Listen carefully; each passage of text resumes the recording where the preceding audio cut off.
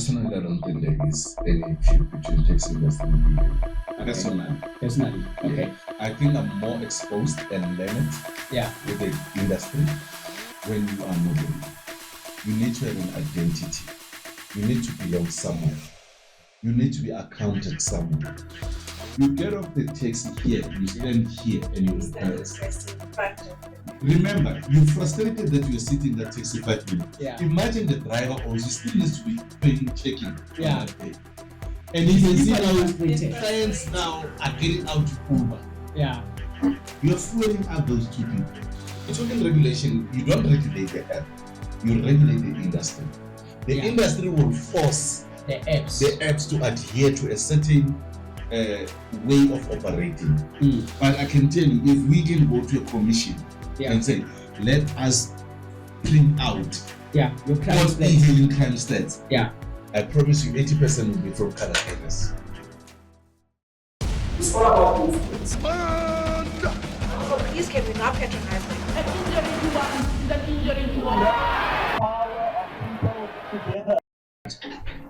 My question, maybe it's twofold. And one is, would it be better if we had a South African app owner, a South African-based company that would be running these apps? Because maybe they will be closer to a South African government and South African laws, and it could easily be regulated from the app development. There are South African apps existing. Okay. Very good. All right. Shuma being one of them. Yes. Shasha being one of them. Okay. Shasha is that one of the MEC and the tax industry. All right. There's Taxi Right. Okay. Yeah. Those are the ones that I can speak on because I've spoken to the owners and all that. Politics. All right. It's a problem. What they call political will. Not necessarily political will. Okay. Political, but militant. The politicians. Oh, okay. Because for you to run an app, you need money. True. Serious money. Not yes. R1 million is not enough. Yeah. 2 million is not enough. 3 million is not enough to run an app. I want anyone who's watching this. If you don't have 22 million for 3 months budget, you don't have money for a year app. Mm-hmm. And that I'm speaking it from a fact. Yeah. 22 million for 3 months. Don't say you have 22 million and say you're gonna start an app. You're dreaming. It will run you broke. E-hailing app can even run the country broke. Okay. Look at Uber and Bolt for their sustenance. Do you know how many companies they have that is funding them? And you must check how big those companies are. It's not small companies. Okay. It's big companies. They're putting multi-millions in there. Oppenheimers, not small kids, serious companies. So everybody can develop. I believe there's many apps around here. There's many apps now. Too many apps. And everybody believes their apps better. It's fine. We understand. No, that's good competition. We want that. But for you to run an app, if we don't have money, we can't even help you. Yeah. Like we have a lot of people complaining us, hey, GS, you guys got the numbers, the leadership, the regions. Can we work with you? We developed an app and all that. Sure. You need to onboard drivers. You need to onboard clients. You need marketing. You need a lot of things. You're easily talking R1 million in one day. Okay. For Gauteng province. Yeah. To start up a campaign. You don't even have 100,000 or 250,000. Okay. Yeah. So, but surely what you're talking about, let's say 30 million rands for 3 months, which is like 10 million rands a month. That is a proper startup, let me put it that way. I would say. Right. And then, but obviously you don't need that much, or you'll be able to generate enough money after that to sustain the process. Definitely there's millions. Uber in 3 months, they are able to make profits after calculating their loss and everything, about 3.6 billion. Okay. With South Africa alone. More of the regulations and probably spoken about the issues of security in the e-hailing services, and security for the driver and security for the client as well. And it's both. But I think what I've learned from you is scarier than I ever thought. The fact that I'm on the driver's side, that every time a driver is requested by somebody who's not verified. Mm-hmm. It actually puts chills in my spine. Yeah, I mean, now I get to understand, because I mean, we use Uber a lot. There's particular places where they'd rather not go because of safety. Yeah, any colored area. These are the parts that we cut out so that we don't get to be like open chat. Any colored area in the country, don't go. I'm telling you now. We can give you the spare. Is it like in certain times, or are you just any day of the time, Baba? Yeah, but you see, with the crime stats, I promise you, it's within my rights to say, colored areas are no-go zone. I promise you. Yeah. That can be proven. It's not something that I'm building in my head because I'm naive and about colors. It can be proven. And the worst part is colors know about it. So I don't know. Sometimes I wish I have my own challenges, and probably mine are political, if I can put it that way. And maybe my age allows me because of the experience things.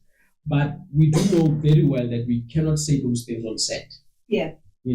But things that I believe that we really need to get into conversations like that and say, guys, we really need to be dealing with these issues. You see, the trick for us is that I know we are not regulated. That's another thing. Oh, yes. But the problem that I also fight with, there has to be some sense of responsibility. Mm-hmm. That we can't just say, oh, I didn't say it. He said it. Yeah, but you could have said it in his house. Yeah. But nobody would be offended. Yours. You gave him the platform that when he said it, you said, hey, come here, millions, come and hear what he's saying. And we are broadcasting it out. Edited that part and put it out there like, yeah. This is what he said. This is what he said. If he said it in his house, it's not a problem. That's what we are trying to run away from. But then that's where the difference comes with me. Not even in camera, I say what I want to say. I don't advocate for non-South Africans in the e-hailing industry. And my stand is clear about it. Okay. I don't have a problem with non-South Africans. Okay. I'm married to one. Okay. I'm dating to one. Yeah. My children are with a non-South African. Yeah. You understand what I'm saying? So I can't be xenophobic. Yeah. But principle and work-wise, I will tell you something is right. It's wrong to have a non-South African operate in the e-hailing industry. And I'll say that proudly. Coloreds, most of them are criminal, especially their youth. Okay. I will never shy away from that. Because we do have evidence of it. Yeah. And when I say evidence, I don't speak about a WhatsApp group evidence. Yeah. I'm speaking about literal cases in the police station. Things that you are part of. You understand what I'm saying? SAPS, we can, I promise you, the thing is with SAPS, I'll tell you, everything belongs to the minister. Yeah. But I can tell you, if we can go to a commission and say, let us print out your crime all stats. e-hailing crime stats. Yeah. I promise you 80% will be from colored areas. Okay. Sorry, quickly, another one. I know with the Uber app, I just want to know the vetting part of it. Kunali mobaring a specific that you could use for teens. Are those drivers that are sourced out for teens, especially? Do you have like a specific set of drivers or a specific vetting to say, but for your teens that you can be trusted with just traveling teens alone, and besides your normal crowd? Unfortunately, no. I've seen them in bold. They're doing the same thing. They're saying women. First for women. Yeah, something like that. Women only. And I can request women only. Yes. Oh, you can request women. Yes, you can. There's no faulting you for you understand what I'm saying? Right. Is it? Yes, no. you can. But dude, I might be like the world top.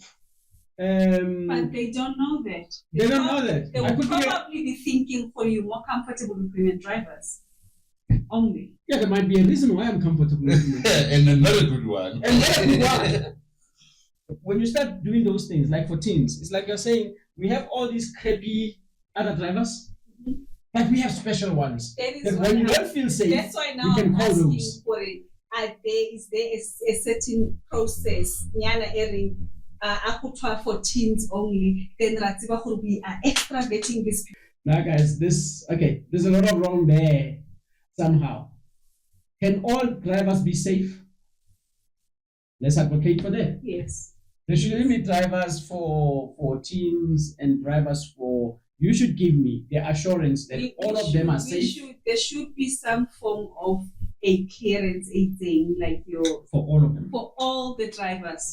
And like you say, I think it sounds wrong because of if there is something for women, shouldn't there be something for men as well? Or are we advocating that men are the perpetrators of crimes, robberies and stuff? We should not cry when we say certain race can do this. Because of if it's factual, it's factual. And this is just my thinking. For the women only is probably there's women who feel leave kids about 7. Like I would leave late from the office to say maybe I feel more comfortable with family. Okay, makes sense. A male driver. It makes sense, but there's another guy who was wrongfully accused of rape, and now he's saying, I don't want a woman driver because of I don't want a repeat of what happened in my life. I would rather drive with a man. Mm-hmm. But the thing is also in the app when you're requesting any driver can still be a woman. Even if you didn't request for a woman. You can still change it. Because there's a lot of women in the industry. Yes, but what I'm saying is then the app should allow you to specify that I would want a male driver just as it specifies that you can have a woman driver. Because the app won't do that because it's not in their best interest. Hence we're talking regulation. And remember when you're talking regulation, you don't regulate the app, you regulate the industry. The industry will force the apps to adhere to a certain way of operating. Like such things that you're saying. It will be the industry for us to say, as GS, to say, listen, Uber and all, this is your mandate from now on. You need to work in this manner. Okay. Yeah.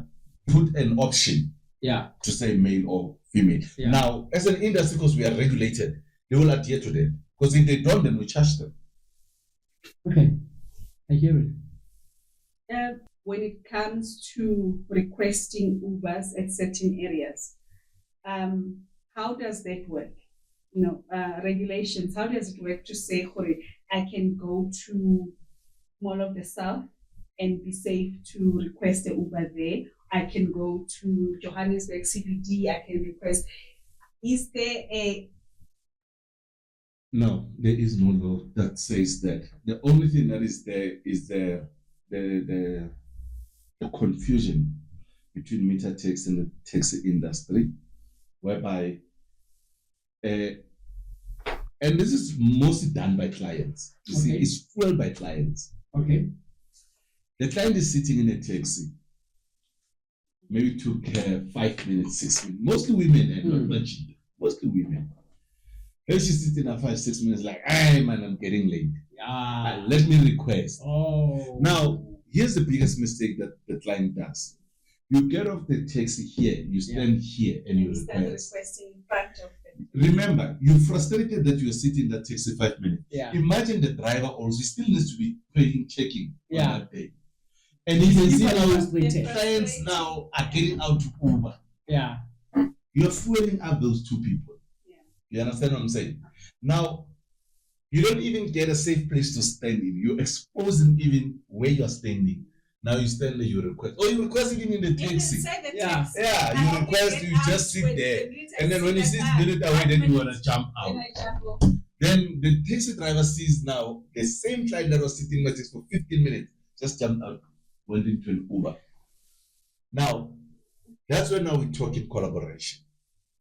That's what GS stands for now. Okay. Collaboration with all public transport organizations. Okay. We don't work against any. We work collectively with all public transport organizations. You be Santago, you be NTA, you be whatever. We must be engaging so that such things can be family or easily communicated and understood.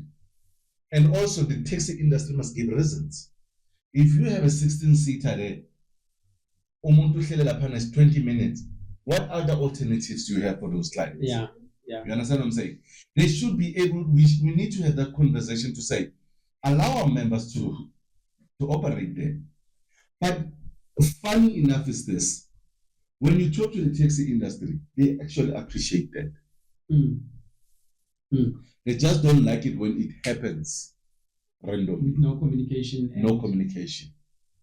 We are I thieves. hear you on that point. I'm sorry to cut in. But for instance, now, and I get your point as well, with the requesting inside the taxi. Now, in an instance, I'm requesting from further out from the taxis and still get blocked from using the Uber. I know there are still places whereby people are still barbaric, but I would also acknowledge where others are still doing things correctly. Yeah. In most malls or places where you request, there's a pickup spot, there's a taxi ride. You don't find challenges there that much. The challenges becomes when you see those guys by people, they will cause feud because of now they've escalated to buying 7-seaters and loading people who are going to different addresses. Now they're operating as a taxi industry Without without permit, without organization, without anything. Yeah. And when they're confronted, they're saying they're e-hailing.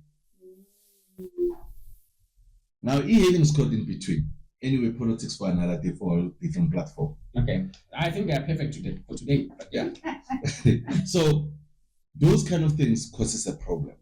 But also we still have malls that don't appreciate, like I'll give an example, Tembisa Mall.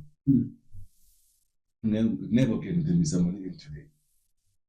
Okay. And there is no open platform for negotiation between yourselves representing e-hailing services and the I won't lie, there is, because we know the people. We haven't done that because I think the challenge was time and membership. Okay. Yeah, our organization didn't have much members in Tembisa for us to actually send people there. Okay. But there is a platform to engage maybe. Yeah. Will they agree? I wouldn't know. But a platform to engage, I think we do have it. Like as GSS I say, we have full access to taxi industry. Okay. Yeah, we have full total access to taxi industry and meter taxi. Okay. Yeah. All right. And I don't know how to pose this question in a way that it can be answerable for you. But are we really having clashes between taxis and e-hailing? Or is there some element of criminality somewhere around there? Personally, I don't think there is any feud between taxi industry and e-hailing. Okay. Personally, okay. Yeah. I think I'm more exposed and learned with the industry to understand the most dynamics happening. But I believe that more, especially the brutal fights and crimes are not taxi and e-hailing related. Okay. All right. Look, it bothered me, and probably for me it's a history thing that we come from the 1990s and we've seen how we transition in this country and not everything is as it seems. So I always wanted to know from somebody who's playing. Back to regulation, but now I want to merge you with taxi drivers. What does regulation to you? What would you want to see in the regulation as far as the relationship between the e-hailing service and the taxi industry is concerned? Everybody understanding that we are all taxi drivers. There is no taxi, there is no whatever. We all taxi drivers. We're just providing different services, but we are failing the same people.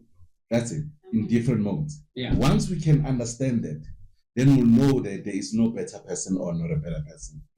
Then we all affiliate where we need to affiliate. Yeah. And we all follow the right procedures and channels and adhere to law. That's the only thing. Okay. Yeah. Any hailing can be naive and say, but we are not taxi drivers. What are you? Yeah. Another important thing about us, I don't want to put this on color, but I think on a level of differentiating between middle class and, e-hailing is not done by middle class people, it's done by poor people. Because I never looked at it that way. I thought you have to get to a middle stage where you can afford a car in order for you to get. Most people who are driving e-hailing don't own those cars. They are lying when they're saying they do. Yes. E-hailing drivers are the biggest liars when it comes to that. They'll tell you they own cars, they don't. Yeah. They are owned by nurses, corporate people, even taxi industry. Yeah. Yeah, those vehicles. Most people who are driving vehicles are poor of the poorest. A poor person or a broken person. Yeah. They start coming out. Oh yeah. They are problematic mentally. Our issues in e-hailing are not just physical or what, they're also psychological and mental. Okay. You look at a person, I've seen people coming to e-hailing and appalising address auntie from discuss. Yeah. Where there's a garage room at Ushalala. But if you follow the track of your car, you'll see that car will never sleep in that house. Oh. It will always in Kukwin. Which is nothing wrong with it. But we say, these are people that you find they are broken.